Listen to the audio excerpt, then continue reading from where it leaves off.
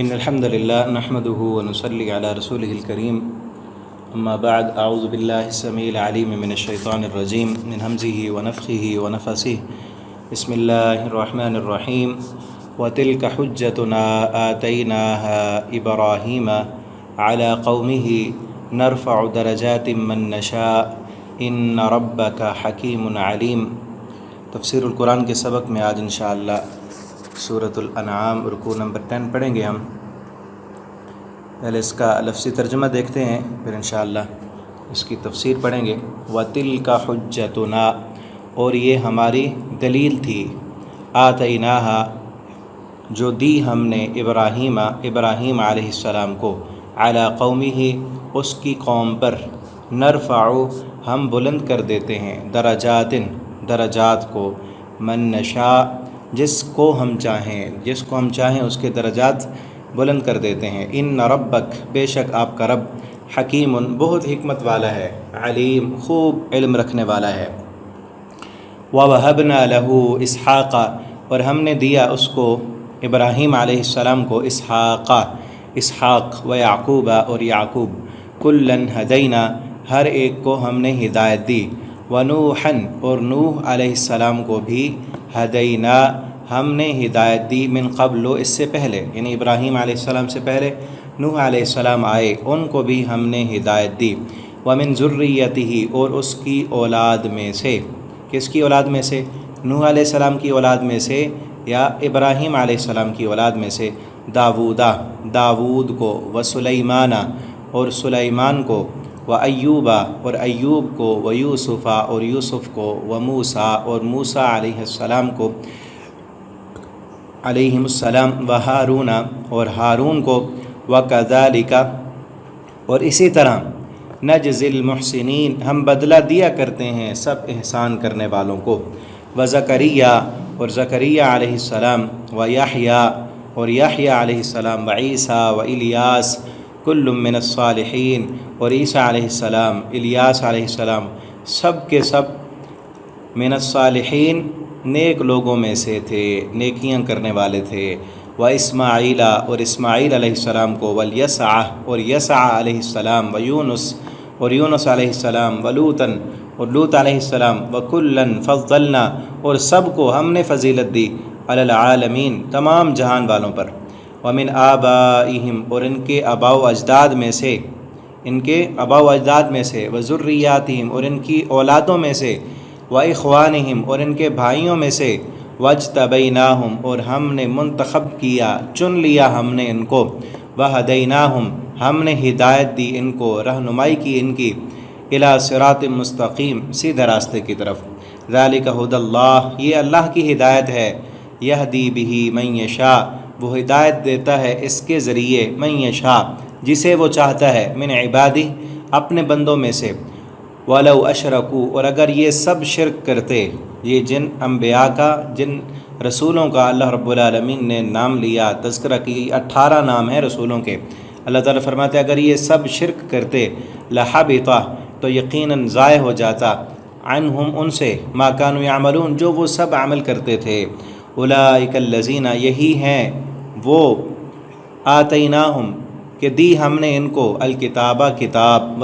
والحکمہ، اور حکمت، حکم سے مراد حکمت بھی، حکومت بھی، اور جو ہے نبوت بھی، والنبوہ، اور نبوت بھی عطا کی، فَإِن يَكْفُرْ بِهَا، پھر اگر وہ انکار کریں، بِهَا، ان باتوں کا، اس قرآن کا، اس وحی کا، یہ مکہ والے انکار کر رہے ہیں، ہؤلاء، یہ کافر، یہ مکہ والے، فقد، تو یقیناً، وکلنا، ہم نے مقرر کر دیے ہیں، بہا، اس کو ہم سپرد کر دیں گے، ہم وکیل بنا دیں گے، اس پر، اس قرآن پر، قوماً، ایسی قوم کو یا ایسے لوگوں کو، لیسوا بہا، کہ نہیں ہوں گے وہ سب اس کا، بکافرین، انکار کرنے والے، وہ اس کا انکار کرنے والے نہیں ہوں گے، اولئک الذین ھدی اللہ، یہ وہ لوگ ہیں کہ جن کو اللہ نے ہدایت دی، فبہداہ مقتدی، پس اس کی ہدایت، اس کی راہ پر، اقتدی، تو چل، اس کی ہدایت اور اس کی رہنمائی کی، کہ پیچھے پیچھے چلو، اس کی پیروی کرو،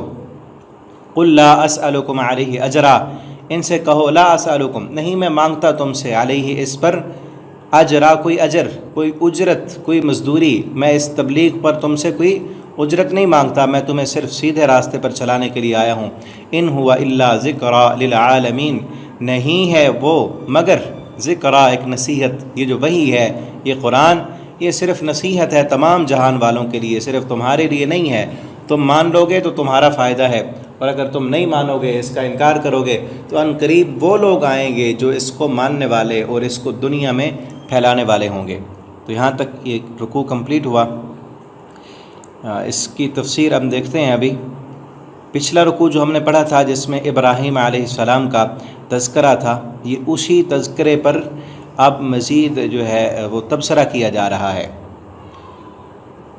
ابراہیم علیہ السلام نے اپنے باپ سے اور پھر قوم سے مناظرہ کیا تھا، ان کو بتایا تھا، سمجھایا تھا کہ یہ سورج، چاند، ستارے یہ چھپ جانے والے ہیں، ان میں کمیاں ہیں، ان میں نقص ہیں، تو یہ معبود نہیں بن سکتے۔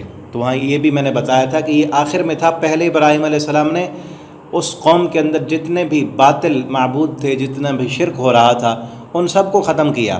قوم بتوں کی پجاری تھی، ان بتوں پر جا کر کلہاڑا چلایا، ان کی گردنیں کاٹیں، ان کے ہاتھ پاؤں توڑے۔ اس پر قوم کو زبردست دلیل ملی۔ جب وہ کہنے لگے کس نے کاٹا ہے ان کو، کس نے ہمارے معبودوں کے ساتھ یہ حشر کیا، تو ابراہیم علیہ السلام کہنے لگے بل فعلہ کبیرہم، ان کے بڑے نے کیا ہے۔ تو آگے سے وہ لاجواب ہو گئے کہ اب وہ تو کہتے تھے کہ یہ بول نہیں سکتے، یہ چل نہیں سکتے، تو ابراہیم علیہ السلام کہنے لگے اف لکم، پھر افسوس ہے تم پر، جو بول نہیں سکتے، جو اپنی حفاظت نہیں کر سکتے، انہیں تم معبود سمجھتے ہو۔ تو ان کو ایک زبردست دلیل ان پر مل گئی اور بالکل لاجواب ہو گئے وہ۔ اور دوسرے نمبر پر وہ قوم والے اپنے بادشاہ کو بھی معبود سمجھتے تھے، بادشاہ کو بھی ایسے دلائل دیے، ان کے سامنے بھی جا کر مناظرہ کیا کہ وہ بادشاہ بھی فبہت الذی کفر، پیچھے ہم پڑھ چکے ہیں کہ وہ بھی مبہوت ہو گیا، اس سے کوئی جواب نہ بن پایا۔ اب اسی قوم والے کچھ لوگ ستارہ پرست تھے، کچھ لوگ چاند کی پوجا کرتے تھے، کچھ ستاروں کے سامنے جھکتے تھے، کچھ سورج کو معبود سمجھتے تھے، تو ان کو بھی دلیل دینی تھی۔ تو ابراہیم علیہ السلام نے ان کے لیے اور انداز اختیار کیا کہ کہا ھذا ربی، یہ ستارہ یہ میرا رب ہے، رب ایسے ہوتا ہے۔ پھر جب ستارہ چھپ گیا تو کہا لا احب الآفلین، پھر چاند کے بارے میں کہا ھذا ربی۔ تو اللہ تعالیٰ فرماتے ہیں یہ جو انداز تھا، انداز گفتگو تھا، توحید سمجھانے کا جو طریقہ تھا، تلک حجتنا، یہ ہماری دلیل تھی، آتیناہا ابراہیم، جسے ہم نے ابراہیم علیہ السلام کو عطا کیا تھا۔ یہ انداز کلام، یہ توحید سمجھانے کا طریقہ ہم نے ابراہیم علیہ السلام کو سکھایا تھا۔ اور یہ ایک قسم کا، اس کو توریہ بھی کہتے ہیں، کہ ایک بات سمجھانے کے لیے جھوٹ بولے بغیر آپ مخاطب کو جو ہے وہ مغالطے میں ڈال دیں، وہ سمجھنے پر مجبور ہو جائے، ٹھیک ہے۔ تو یہ ابراہیم علیہ السلام نے بھی ان کو مغالطے میں ڈالا۔ پہلے کہا کہ ھذا ربی، لوگوں نے سمجھا کہ ابراہیم نے چلو کچھ نہ کچھ تو مان لیا نا، کسی قوم کے عقیدے پر تو آ گیا، لیکن جب دیکھا ان کو پھر سمجھانے کے لیے کہ میں نے مانا تھا صبح کو، لیکن اس میں یہ کمی ہے، اس میں یہ نقص ہے، تو یہ ختم۔ پھر اگلا کو دیکھا، اس میں بھی کہا یہ بھی خامی ہے، اس میں بھی کمزوری ہے، تو اس کو بھی ہٹا دو، جو کمزور ہے، جس میں نقص ہیں، وہ کبھی معبود نہیں بن سکتا۔ پھر یہ سارے ہٹانے کے بعد پھر کیا کہا کہ جو سورج کا، جو چاند کا، جو ان ستاروں کا بنانے والا ہے، جس کے حکم سے یہ چل رہے ہیں، یہ اپنی مرضی سے روشنی نہیں دے رہے، یہ اپنی مرضی سے رونقیں نہیں بکھیر رہے، یہ کسی کی مرضی پر چل رہے ہیں۔ تو جو ان پر مرضی چلانے والا ہے، جس کے حکم میں یہ ہیں، جس کے کنٹرول میں یہ ہیں، اسی کے سامنے جھکو، اصل معبود وہ ہے۔ تو یہ سمجھانے کا طریقہ اللہ فرماتے ہیں یہ دلیل تھی جو ہم نے ابراہیم علیہ السلام کو عطا کی تھی، ٹھیک ہے۔ اور دوسری دلیل پھر آگے جو ہے قوم جو ہے حاجہ قومہ، پچھلے رکوع میں پڑھا جو ہم نے، اس کے بعد قوم جھگڑ پڑی اور کہا کہ تمہیں جو ہے یہ معبود، یہ تمہاری ٹانگیں توڑ دیں گے، یہ تمہیں نقصان پہنچا دیں گے، یہ فلاں ہو جائے گا، تم ان سے ڈرتے کیوں نہیں؟ تو ابراہیم علیہ السلام نے ان کو کیا کہا تھا کہ تم جو ہے اللہ رب العالمین کے ساتھ شرک کر رہے ہو۔ یہ دیکھیں، کیف اخاف ما اشرکتم، میں کیسے ڈروں ان سے جن کو تم نے شریک بنایا ہوا ہے، ولا تخافون انکم اشرکتم باللہ، اور تم شرک کرتے ہو اللہ سے نہیں ڈرتے، تم مجھے کہتے ہو کہ ان تمہارے باطل معبودوں سے میں ڈروں، اور جب کہ تمہارا حال یہ ہے کہ تمہارے پاس کوئی دلیل نہیں، تم نے یہ عقیدہ گھڑ لیا ہے کہ یہ اللہ کے ہاں ہمارے سفارشی ہیں، ہؤلاء شفعاؤنا عند اللہ، یہ اللہ کے یہاں ہمارے سفارشی ہیں، ہمارے باپ دادا ایسے کرتے تھے تو ہم بھی کر رہے ہیں، تمہارے پاس اپنے اس عقیدے پر کوئی دلیل نہیں، اللہ رب العالمین کے متعلق غلط عقیدہ تم نے گھڑا ہوا ہے اور تم یہ سمجھتے ہو کہ ہم حق پر ہیں، ڈرنا تو تمہیں چاہیے کہ اللہ رب العالمین کے بارے میں غلط عقیدہ تم نے گھڑ لیا، ڈرنا تو تمہیں چاہیے، تم ڈر نہیں رہے اور مجھے ڈراتے ہو، حالانکہ ڈرنا تو تمہیں چاہیے۔ اور پھر آگے کہا نا فَأَيُّ الْفَرِيقَيْنِ أَحَقُّ بِالْأَمْنِ إِن كُنتُمْ تَعْلَمُونَ، ان دونوں میں سے کس فریق کو، کس گروہ کو امن میں ہونا چاہیے؟ وہ جس کے پاس دلیل ہے نا، جو اپنی دلیل پر کھڑا ہے، وہ بے خوف ہونا چاہیے۔ اور تمہارے پاس کوئی دلیل نہیں، جب تم سے دلیل پوچھتے ہیں کہ بتوں کے سامنے کیوں جھکتے ہو، تو تم کہتے ہو وجدنا آباءنا، ہم نے اپنے باپ دادا کو دیکھا وہ بھی ان کو سفارشی بناتے تھے، ہم نے بھی بنایا ہوا ہے۔ تمہارے پاس کوئی دلیل نہیں، ڈرنا تو تمہیں چاہیے کہ بے دلیل آنکھیں بند کر کے تم اندھیرے میں ٹامک ٹوئیاں مار رہے ہو اور تمہارے پاس کوئی دلیل نہیں، اور اللہ تعالیٰ کے متعلق، یوم آخرت کے متعلق تم نے غلط عقیدہ گڑھا ہوا ہے، ڈرنا تو تمہیں چاہیے۔ تو یہ دلیل ہے، تلک حجتنا آتینا ابراہیم، اللہ فرماتے ہیں یہ دلیل ہم نے ابراہیم علیہ السلام کو دی تھی کہ قوم کو سمجھائیں، اور پھر جب قوم نے ڈرایا، قوم کے سامنے کھڑے ہو گئے کہ ڈرنا تو تمہیں چاہیے، مجھے کیوں ڈراتے ہو تم؟ نرفع درجات من نشاء، اللہ فرماتے ہیں ہم بلند کر دیتے ہیں درجات کے اعتبار سے جسے ہم چاہتے ہیں۔ پوری قوم اور پورے کا پورا ملک، بادشاہ، حکومت سب مل کر ابراہیم علیہ السلام کو جو ہے وہ ہرانا چاہتے تھے، لیکن اللہ فرماتے ہیں ہم جسے چاہتے ہیں بلند کرتے ہیں، ہم نے ہارنے نہیں دیا۔ اکیلے تھے نا ابراہیم، باپ بھی خلاف ہے، چچا بھی خلاف ہے، سب جو ہے وہ رشتہ دار، قوم والے، قبیلے والے سب ابراہیم علیہ السلام کے خلاف ہیں، حتیٰ کہ بادشاہ، پورا ملک اور حکومت، ساری طاقتیں مل کر ابراہیم علیہ السلام کو ہرانے کے لیے تلی ہوئی ہیں۔ دلیل کے میدان میں ابراہیم علیہ السلام کو ہرا نہ سکے، جیت نہ سکے ان سے، ابراہیم علیہ السلام سب پہ غالب آ گئے، حتیٰ کہ کیا ہوا، انہوں نے کہا کہ اب ہرا تو نہیں سکتے، اگلا ہتھ کنڈا کہ اس کو مارو، قالوا حرقوا وانصروا آلہتکم، اس کو مارو، آگ میں جلاؤ، اس کو اپنے معبودوں کی مدد کرو۔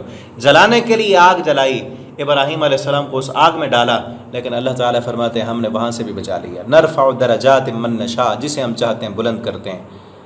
سب نے دیکھ لیا کہ ابراہیم علیہ السلام، آگ نے ابراہیم علیہ السلام کو کچھ نہیں کہا، بچ گئے۔ ان ربک حکیم علیم، آپ کا رب خوب حکمت والا ہے، علم والا ہے۔ تو ہمیں بھی یہاں سے یہ سبق ملتا ہے کہ اگر ہم دلیل پر ہیں، ہم حق پر ہیں اور اللہ کے ساتھ ہمارا تعلق مضبوط ہے، تو کوئی ہمیں ہرا نہیں سکتا، کوئی ہمیں دنیا میں پست نہیں کر سکتا۔ ہماری عزت کسی انسان کے اختیار میں نہیں ہے، ہماری عزتوں کا مالک اللہ ہے۔ وہ تو عز من تشاء وہ تو ذل من تشاء، وہ جسے چاہتا ہے بلند کرتا ہے، جسے چاہتا ہے ذلیل و رسوا کر کے رکھ دیتا ہے۔ تو دنیا والوں کی خاطر یا اپنی عزت کے خاطر کہ لوگ کیا کہیں گے، اس کے لیے حق پر کوئی کمپرومائز نہیں کرنا چاہیے۔ ان ربک حکیم علیم، آپ کا رب بڑی حکمت والا ہے، آپ کے رب کے فیصلے حکمتوں سے بھرے ہوئے ہیں، اور وہ خوب جانتا ہے کہ کس کو بلند کرنا ہے، کون اللہ کی طرف جانے والا ہے، کون دنیا کی طرف جانے والا ہے، کون دنیا کے جھوٹے مفادات کی خاطر اپنی آخرت کو داؤ پہ لگانے والا ہے، اللہ خوب جانتا ہے۔ اور آگے اگلی آیت میں، یہاں پر ان دو آیتوں میں اللہ رب العالمین نے 18 انبیاء کا ذکر کیا ہے۔ پیچھے بھی ہم پڑھ چکے ہیں، سورہ نساء کے آخر میں کچھ انبیاء کا ذکر تھا، وہاں نام تھے۔ یہاں بھی ایک سمجھ لیں کہ ایک گلدستہ ہے انبیاء کے ناموں کا، اور خوبصورت کر کے یہاں پہ سجایا گیا ہے۔ وَوَهَبْنَا لَهُ اسحاق، ہم نے دیا اسحاق، لہو اس کو، ابراہیم علیہ السلام کو، کہ ہم نے بلند کرنے کے۔ ابراہیم علیہ السلام جب ان سارے دلائل سے وہ نہ ہرا سکے، آگ میں ڈال لیا، وہاں سے بھی اللہ رب العالمین نے بچا لیا۔ ابراہیم علیہ السلام وہاں آگ سے جب باہر نکلے، قوم دیکھ کر پھر بھی انہوں نے نہیں مانا، ہٹ دھرم اتنے اور دنیا پرست اتنے کہ اتنی بڑی دلیل دیکھ کر بھی ابراہیم علیہ السلام کی دعوت کو قبول نہیں کیا، اپنے انہی باطل معبودوں پر اڑے رہے۔ پھر ابراہیم علیہ السلام نے کہا کہ یہاں رہنے کی کوئی ضرورت ہی نہیں ہے، میں جا رہا ہوں۔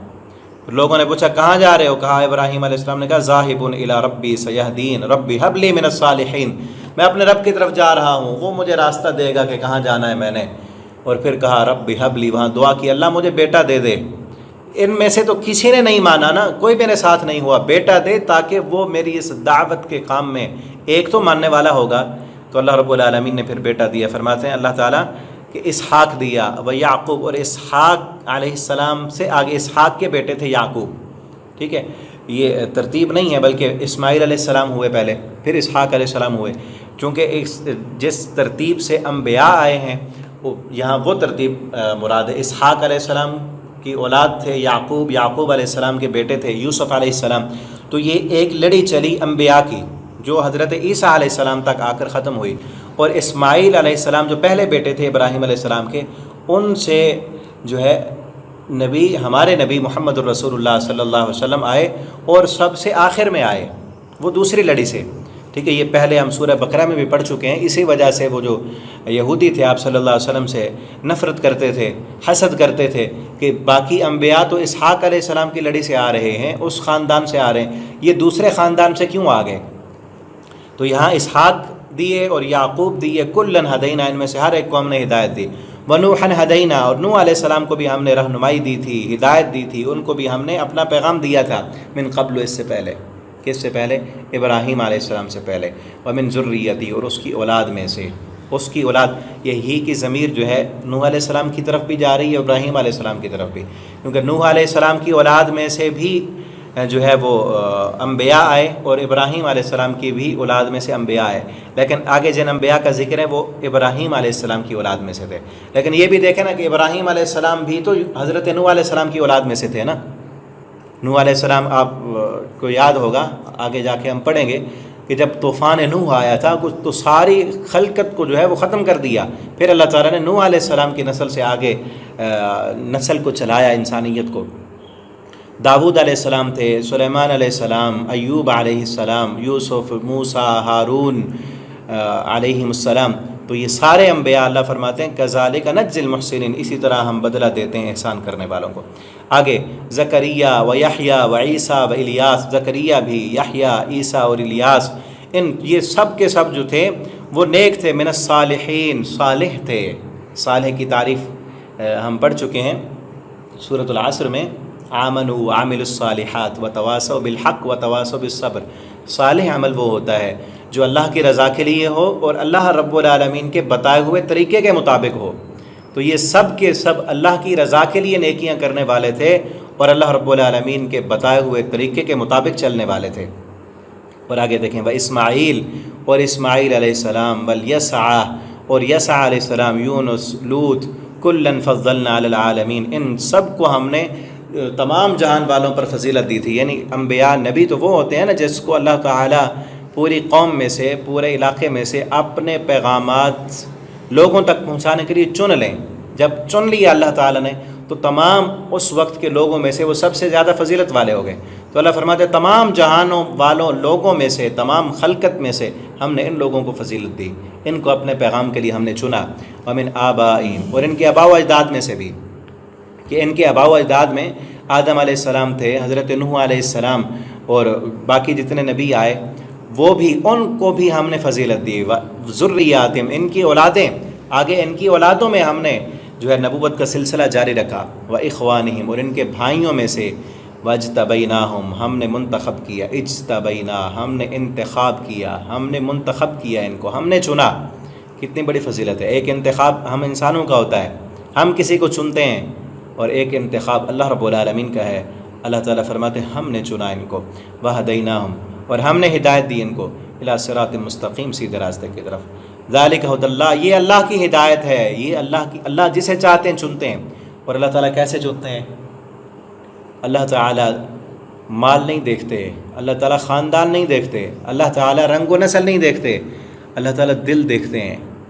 دل، اس کے دل میں اللہ کی محبت کتنی ہے، اس کا دل اللہ کی طرف رغبت کرنے والا کتنا ہے، یہ اللہ رب العالمین کی خاطر اپنی دنیا کی کتنی قربانیاں دے سکتا ہے۔ اللہ تعالیٰ دل دیکھ کر، کردار دیکھ کر، اخلاق دیکھ کر چنتے ہیں، اور جسے چاہتے ہیں چن لیتے ہیں۔ ہدی اللہ، یہ اللہ کا چناؤ ہے، یہ اللہ کی ہدایت ہے، وہ جسے چاہتا ہے اس کے ذریعے ہدایت دیتا ہے، من عبادی، اپنے بندوں میں سے۔ اور کسے ہدایت ملتی ہے؟ اللہ کا ہدایت دینے کا طریقہ کیا ہے؟ وَيَهْدِي إِلَيْهِ مَنْ أَنَابَ، اللہ تعالیٰ ہدایت اسے دیتے ہیں جو اس کی طرف رجوع کرے، جو آئے، جو ہدایت کا متلاشی ہو، جو ہدایت لینا چاہے۔ ٹھیک ہے نا؟ آگے ہم پڑھیں گے سورہ عنکبوت میں اللہ فرماتے ہیں وَالَّذِينَ جَاهَدُوا فِينَا لَنَهْدِيَنَّهُمْ سُبُلَنَا، جو ہماری طرف آئے اور ہمارے راستے میں جاہدو، کوشش کرے، محنت کرے، اپنی آخرت کو سنوارنے کے لیے وہ جد و جہد کرے، لَنَهْدِيَنَّهُمْ سُبُلَنَا، اسے ضرور ہم اپنا راستہ دکھاتے ہیں۔ اور جو کوشش ہی نہ کرے، جو ایسے آنکھیں بند کر کے بس جیسے لوگ کر رہے ہیں ویسے ہی کرتا رہے، تو اس کو نہیں ملتی ہدایت۔ ولو اشرکو، اور اگر یہ سب شرک کرتے. یہ ہے اہم ترین بات، اور یہ نقطہ جس نقطے کی خاطر یہ 18 انبیاء کا ذکر کیا گیا، نام لیے گئے. لو اشرکو، اگر یہ سب شرک کرتے. کون سب؟ جن کا نام پیچھے لیا اللہ نے: نوح علیہ السلام، یونس علیہ السلام، یوسف علیہ السلام، اسحاق، یعقوب، زکریا، یحییٰ، عیسیٰ، یسع، جتنے بھی ابھی پڑھے ہم نے. اللہ فرماتے ہیں لو اشرکو، اگر یہ سب شرک کرتے یا ان میں سے کوئی شرک کرتا، لحبط، تو یقیناً ضائع ہو جاتے، عملہم عنہم، ان سے، ما کانوا یعملون، جو وہ سب عمل کرتے تھے، جو وہ سب انہوں نے نیکیاں کیں، اللہ کی توحید کی خاطر اپنی قوم کی باتیں سنی، اپنی قوم سے ماریں کھائیں. نوح علیہ السلام 950 سال تک دعوت و توحید دیتے رہے. ان سب نے جو نیکیاں کی تھیں، فرمایا نا کل من الصالحین، یہ سب نیکیاں کرنے والے تھے. اگر یہ شرک کرتے، اللہ فرماتے ہیں ان سب کے اعمال جو ہے وہ ضائع ہو جاتے. یہ کیوں کہا اللہ تعالیٰ نے؟ حالانکہ یہ وہ انبیاء کرام کی وہ ہستیاں ہیں جن سے شرک کرنا تو دور کی بات ہے، سوچا بھی نہیں جا سکتا، ان سے کبھی شرک نہیں ہو سکتا. لیکن اللہ تعالیٰ نے بتایا اس لیے، ایک تو ان کی قوم کو سمجھانا مقصود ہے کہ اگر یہ شرک کر لیتے تو ان کے عمل بھی ضائع ہو جاتے، تو تم کہاں کے ہو؟ اگر تم شرک کرو گے تو تمہارے اعمال باقی رہیں گے. اور پھر اس قرآن میں بتانا، امت محمدیہ کو جو ہے وہ متنبہ کرنا ہے کہ اگر یہ انبیاء کرام کی ہستیاں، اتنا بڑا مقام ان کا، اتنا اعلیٰ اللہ کا چناؤ اور انتخاب، اور اللہ کی اتنی رحمتیں اور برکتیں ان پر، اور پہلے تو یہ ہے کہ ان سے شرک ہو نہیں سکتا.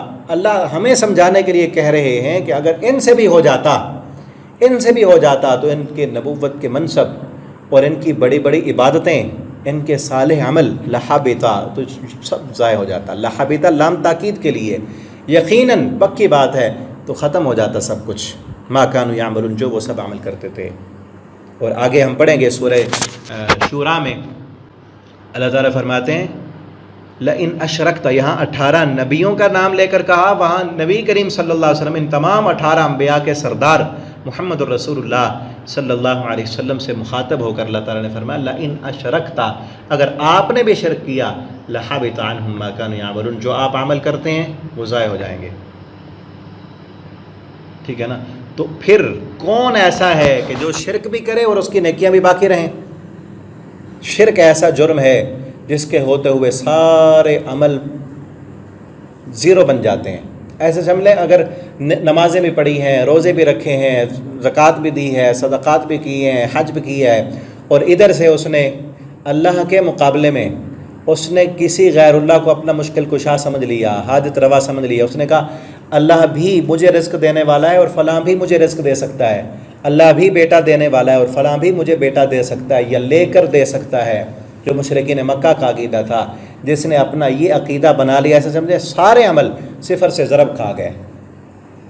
جتنی بڑی سے بڑی رقم ہو اس کو آپ صفر سے ضرب دیں، صفر ہو جائے گا. صفر سے ضرب کھا کر صفر ہو گئے، کچھ باقی نہیں بچے گا. یہ اللہ کا قانون ہے. لئن اشرکت لیحبطن عملک ولو اشرکوا لحبط عنہم، اگر یہ سب شرک کرتے ان کے عمل ضائع ہو جاتے. اور اس پر کئی مقامات پر اللہ نے فرمایا ان الشرک لظلم عظیم، اور انہ من یشرک باللہ فقد حرم اللہ علیہ الجنہ ومأواہ النار، جس نے اللہ کے ساتھ شرک کیا اس کا ٹھکانہ جہنم ہے، وہ کبھی جنت میں نہیں جا سکتا. اور شرک کیا ہے؟ یہ پہلے بھی میں بتا چکا ہوں. شرک یہ ہے کہ شراکت، جس طرح دنیا میں ہم کہتے ہیں نا یہ فلاں اس کا شریک ہے، یعنی یہ کاروبار میں شریک ہے، یہ اس مکان میں ہمارا شریک ہے، یہ جو ہے دکان میں شریک ہے، تو یہ ایک برابر کا حصے دار. جس نے اللہ رب العالمین کی ذات میں کسی کو حصے دار بنا لیا، اللہ کی صفات میں حصے دار بنا لیا، اللہ تعالیٰ کے کاموں میں، اللہ کے افعال میں حصے دار بنا لیا، تو یہ شرک ہے. جس طرح اللہ کی صفات ہیں مخلوق کو دے دیں کہ اللہ تعالیٰ بھی عالم الغیب ہیں اور فلاں مخلوق بھی عالم الغیب ہے، تو اس نے اللہ کی اس صفت میں شریک کر دیا مخلوق کو. اللہ تعالیٰ بھی رزق دینے والے ہیں، فلاں بھی رزق دے سکتا ہے، اللہ بھی پریشانیاں ٹالنے والے ہیں، فلاں بھی میری پریشانیاں ٹال سکتا ہے، تو یہ برابر کر دیا. اور اسی طرح اللہ کے کام ہیں، اللہ تعالیٰ نے آسمان بنایا، اللہ نے زمین بنائی، اللہ تعالیٰ بارش برسانے والے، اللہ اولاد دینے والے ہیں. کسی نے اس میں شریک کر دیا کہ فلاں بھی بیٹا دے سکتا ہے، فلاں بھی اولاد دینے کی صلاحیت رکھتا ہے، فلاں کے پاس جاؤں تو وہ بھی میرے پریشانی دور کر سکتا ہے، تو اس نے اللہ کے اس کام میں غیر کو شریک کر دیا. ٹھیک ہے نا. جس طرح ہم انسان شراکت برداشت نہیں کرتے تو اللہ تعالیٰ کیسے کریں گے. اور یہ چیز آگے چل کر بڑی وضاحت کے ساتھ جو ہے سورہ نحل میں اللہ رب العالمین نے کئی مثالیں دے دے کر سمجھائی ہے کہ تم اپنے غلام کو اپنے برابر کرو گے کہ تمہارا غلام ہو، نوکر ہو. تم اپنی آدھی جو ہے جائیداد، اپنا آدھا پیسہ اس کو دے دو گے کہ وہ تمہارے برابر ہو جائے، جو تمہارا نوکر ہے. تم اسے اپنے برابر نہیں کرنا چاہتے جو تم جیسا انسان ہے. اللہ تعالیٰ نے کیسے دنیا چلانے کے اختیارات اوروں کو دے دیے ہیں. جس طرح اس مشرکین مکہ کا عقیدہ تھا نا، اور آج بھی کئی کلمہ پڑھنے والوں کا یہ عقیدہ ہے کہ اللہ تعالیٰ نے فلاں فلاں کام فلاں فلاں بزرگوں کو بانٹے ہوئے ہیں. فلاں بارش برسانے والا ہے، فلاں جو ہے وہ بیٹے دینے والا ہے، فلاں جو ہے وہ آندھیاں چلانے والا ہے. یہ کیا ہے؟ اللہ تعالیٰ نے کسی کو نہیں دی ہے. وہاں پہ وضاحت سے سمجھایا گیا ہے. وہاں جب صورت پڑھیں گے تو انشاءاللہ وہاں اس کا تذکرہ ہوگا. اولئک الذین آتیناہم الکتاب، یہ وہ لوگ ہیں، یہی وہ لوگ ہیں جن کا نام لیا، جن کو ہم نے کتاب دی اور حکمت دی. اس سے مراد حکومت بھی ہے، حکم سے مراد کہ ان کو اللہ تعالیٰ نے دنیا میں کئی تھے. جس طرح سلیمان علیہ السلام کو اللہ نے حکومت دی تھی، بادشاہت دی تھی، حکومت بھی دی. اور حکمت کہتے ہیں گہرے فہم کو. جس طرح حکیم ہوتا ہے، حکیم کو حکیم کیوں کہتے ہیں؟ کیونکہ وہ آپ کی نبض دیکھ کر آپ کو بتا دیتا ہے کہ آپ کو جو ہے وہ آپ کا دل تو نہیں گھبراتا، آپ کے پیٹ میں درد تو نہیں ہوتا، آپ کو رات کو نیند نہیں آتی. آپ پھر دیکھتے ہیں وہ جیسے اپنا تجربہ بتا رہا ہوتا ہے. ہم کہتے ہیں یار اس کو کیسے پتہ چل گیا؟ تو اس کا ایک مشاہدہ ہے، ایک تجربہ ہے، اس نے اتنا پڑھا ہے، اتنا غور و فکر کیا ہے کہ اب وہ دیکھ کر، مریض کو دیکھ کر وہ بتا دیتا ہے. کہ اس طرح ہر انسان کا تجربہ ہوتا ہے. استاد ہے تو اپنے شاگردوں کو دیکھ کر بتا دے گا کہ کون پڑھنے والا ہے، کون نل ہے، کون نہیں پڑھے گا، کس نے سبق یاد کیا ہے، کس کو سبق یاد نہیں ہے. اسی طرح ایک ماں ہے، وہ اپنی اولاد کی جو ہے طبیعت کو سمجھتی ہے کہ یہ اب اس کو بھوک لگی ہے، یہ اس نے کھانا کھانا ہے، یہ ابھی رو پڑے گا. تو یہ کیا ہے؟ ایک مشاہدہ جب بار بار انسان کرتا ہے تو ایک تجربہ ہو جاتا ہے، یعنی ایک گہرا فہم انسان کے پاس آ جاتا ہے. اور وہ ایک اندیکھی چیز کو بتا دیتا ہے. اندیکھی چیز جو دیکھی نہیں، تجربے کے ساتھ وہ معلوم ہو گئی. اسی طرح انبیاء جو ہوتے ہیں وہ اندیکھی چیز کے بارے میں بتاتے ہیں اللہ کی وحی کے ذریعے. ٹھیک ہے نا. اندیکھی جنت، اندیکھی جہنم، اللہ کے عذاب، ان کے بارے میں اللہ تعالیٰ ان کو یہ حکمت عطا کر دیتے ہیں. والنبوہ، اور نبوت بھی. یہ حکمت دنیا والی بھی کہ انبیاء اپنے مشاہدے اور تجربے کی بنیاد پر لوگوں کو بتاتے ہیں، آنے والے نقصان سے پہلے سے باخبر کرتے ہیں کہ اگر اسی ڈگر پر تم چلتے رہے، اللہ کی نافرمانیاں کرتے رہے. تو انبیاء کے پاس علم ہے، چونکہ پہلے جو قومیں آئیں ان کے ساتھ کیا ہوا، اس علم کی بنیاد پر اپنے لوگوں کو ڈراتے ہیں کہ اگر اسی ڈگر پر چلے تو تم پر اللہ کا عذاب آئے گا. جس طرح دنیا کا حکیم بتاتا ہے کہ اگر یہ چیز تم کھاتے رہے تو بیمار ہو جاؤ گے، تمہاری بیماری بڑھ جائے گی، فلاں فلاں کام کرو تو بچ جاؤ گے. اسی طرح انبیاء بھی جو اصل انسان کا نقصان ہے اس سے بچاتے ہیں کہ اگر یہ کام کرتے رہے، اللہ کی نافرمانی کرتے رہے تو آگے عذاب کا انتظار کرو، پھر صفحہ ہستی سے مٹا دیے جاؤ گے، پھر تمہاری روحانیت خراب ہو جائے گی، آخرت برباد ہو جائے گی. ٹھیک ہے نا. تو اسی لیے یہ حکمت ہوتی ہے. اور نبوت عطا کی. فَإِن يَكْفُرْ بِهَا، اب نبی کریم صلی اللہ علیہ وسلم کو بتایا جا رہا ہے کہ اگر یہ اس کا انکار کر رہے ہیں، یہ مکہ والے اس قرآن کا کفر کرتے ہیں، انکار کر رہے ہیں، نہیں مان رہے، تو فقط وکلنا، ہم اس قرآن کو سپرد کر دیں گے ایسی قوم کو جو اس کا انکار کرنے والی نہیں ہوگی. یعنی ایسے لوگوں کو یہ قرآن دیں گے، ان کے سپرد کریں گے. جیسے آپ صلی اللہ علیہ وسلم مدینہ میں گئے، ایسے لوگ ملے، ایسے آپ کو جانثار صحابہ ملے جنہوں نے اس قرآن کو پوری کائنات میں پہنچایا. اولئک الذین ھدی اللہ، اللہ فرماتے ہیں یہ ہماری ہدایت ہے. فبہداہ مقتدی، اسی ہدایت کی اتباع کرو. کون سی؟ جو ابراہیم علیہ السلام کو دی، دلائل والی، روشنی والی. یہ قرآن، یہ کتاب جس میں عقیدہ بھی ہے، جس میں عمل بھی ہے، جس میں کوئی ما فرطنا فی الکتاب، ہم نے کوئی چیز اس میں ذکر کیے بغیر نہیں چھوڑی. ہر چیز موجود ہے، زندگی کے سارے اصول اس میں موجود ہیں، دنیا کی کامیابی کے اصول بھی اس میں موجود ہیں، آخرت کی کامیابی کے اصول بھی اس میں موجود ہیں. ٹھیک ہے نا. تو اس کتاب، یہ ہماری ہدایت ہے، اسی ہدایت کی اتباع کیجیے، اس کے پیچھے پیچھے چلیے، اس کو پڑھیے. اور لا اسألکم علیہ اجرا، نبی کریم صلی اللہ علیہ وسلم سے اللہ تعالیٰ نے فرمایا قل، آپ ان سے کہو میں تم سے کوئی مزدوری نہیں مانگتا، میں تمہیں نہیں کہتا کہ اس ہدایت پر چلو گے، میں تمہیں اس ہدایت کی رہنمائی کر رہا ہوں تو مجھے کچھ دو، میں تو تم سے کچھ نہیں مانگتا. ان ہوا الا ذکریٰ للعالمین، یہ نصیحت ہے تمام جہان والوں کے لیے وہ نصیحت میں نے تمہیں کر دی، مان لو گے تو کامیابی تمہاری ہے، بچ جاؤ گے، دنیا میں بھی کامیاب ہو جاؤ گے، آخرت کے عذاب سے بھی بچ جاؤ گے۔ اور اگر نہیں مانو گے سابقہ قوموں کے حالات تمہارے سامنے ہیں۔ اور جس طرح میں نے کہا نا، یہ صورت میں تذکیر بآلاء اللہ ہے، اگلی صورت میں تذکیر بایام اللہ، اگلی صورت میں پھر قوموں کے واقعات آئیں گے کہ فلاں قوم کو دیکھو، فلاں کو دیکھو، فلاں کو دیکھو، ان کے ساتھ یہ حشر ہوا، ان کے ساتھ یہ ہوا، ان کے ساتھ یہ ہوا۔ یہاں ابھی تذکیر بآلاء اللہ، اللہ رب العالمین کی کائنات، اللہ رب العالمین کی نشانیاں، ان کے ذریعے نصیحت کی جا رہی۔ مزید آگے اگلا رکوع نہیں، اس سے اگلے رکوع میں اللہ تعالیٰ نے کافی ساری اپنی جو ہے نشانیاں دی ہیں اور اس پر غور و فکر کرنے کی جو ہے دعوت دی ہے۔ انشاءاللہ وہ ہم پڑھیں گے۔ اللہ تعالیٰ سے دعا ہے اللہ رب العالمین ہمیں قرآن کو پڑھنے کی، سمجھنے کی توفیق عطا فرمائے، اور ابراہیم علیہ السلام کی جو دلائل تھے، اللہ تعالیٰ ہمیں بھی ابراہیم جیسا بنا دیں کہ ہم بھی حق پر ڈٹ جانے والے بنیں۔ اور اللہ سے دعا ہے اللہ رب العالمین ہمیں، ہماری قوم کو، ہمارے رشتہ داروں کو اللہ تعالیٰ شرک سے بچا لیں، اور تمام کلمہ پڑھنے والوں کو اللہ رب العالمین توحید کی دولت سے مالا مال کر دیں۔ لا الہ الا اللہ کا مفہوم، لا الہ الا اللہ کا معنی، اس کو سمجھنے کی، اس پر عمل کرنے کی، اس کے مطابق اپنی زندگی بسر کرنے کی اللہ تعالیٰ ہمیں توفیق عطا فرما دیں۔ آخر دعوانا الحمدللہ رب العالمین۔